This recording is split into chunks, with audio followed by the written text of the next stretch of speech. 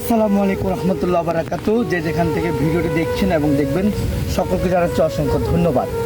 ভিডিওটি শেয়ার করতে হবে না, ভিডিওটি দেখতে হবে না, আপনাদেরকে বলছি কেন। দেখুন কি অবস্থা, মানে বর্তমানে আমি অবস্থান করছি চকরিয়া ৮ নং এলাকায়। আসলে এটা হচ্ছে একটি স্বরাষ্ট্রমন্ত্রী এলাকা।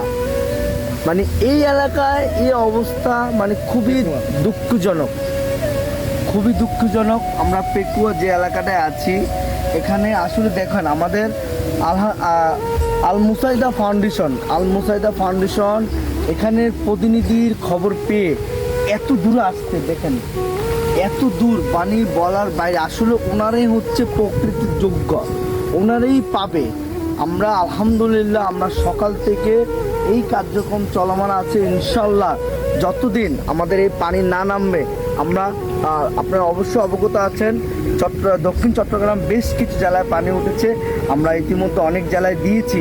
আলহামদুলিল্লাহ আপনারা আমাদেরকে দোয়া করবেন, আপনাদের দোয়ায় ভালোবাসায় আমাদের এই মানবিক কাজগুলো ইনশাল্লাহ এগিয়ে যাবে। তো যে যেখান থেকে ভিডিওটি দেখছেন এবং দেখবেন সকলকে আবারও অসংখ্য অসংখ্য ধন্যবাদ জানিয়ে বিদায় নিচ্ছি কক্সবাজার চকরিয়া থেকে। আসসালামু আলাইকুম রহমতুল্লাহ বারাকাতুহু।